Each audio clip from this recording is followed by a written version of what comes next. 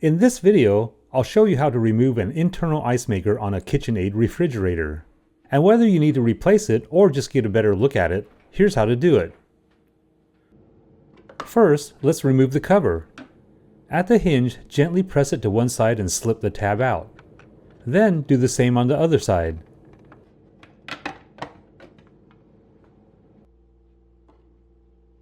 On the bottom right, there's a single 1/4 inch screw that needs to come out. At this point, I can take off the wire cover.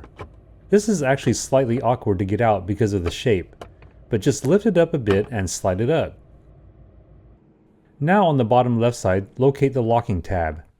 I'll just need to give it a gentle push to release it. There's also a tab on the right side, but this one is not as easy to access. So I'll just use a precision screwdriver to press it in, and at the same time I'm going to pull the ice maker towards me.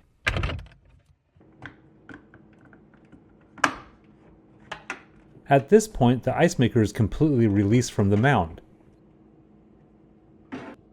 The last thing to do is detach the wire connector. Just be aware there's a tiny locking tab on the flat part that needs to be lifted up a bit. Otherwise, you won't be able to release the connector.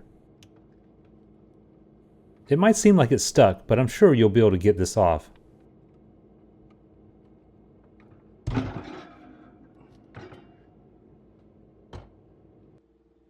And now I can inspect my ice maker for problems. This actually had ice in it, so I use a hairdryer to melt it. Now I can either put this or a replacement ice maker back in the freezer by reversing the steps. I'll reconnect the wire harness first, and make sure to push it in all the way to engage the locking tab.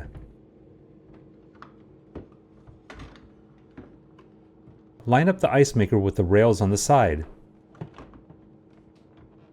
Once it's on track, push it in until the locking tabs on the bottom click in.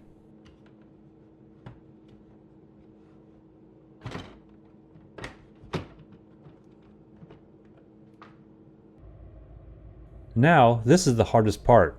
From my experience, getting the wire cover back on will take a few attempts, mainly because it's in the back and it's hard to see, but it'll eventually fall into place. And the last thing to do is put the screw back in.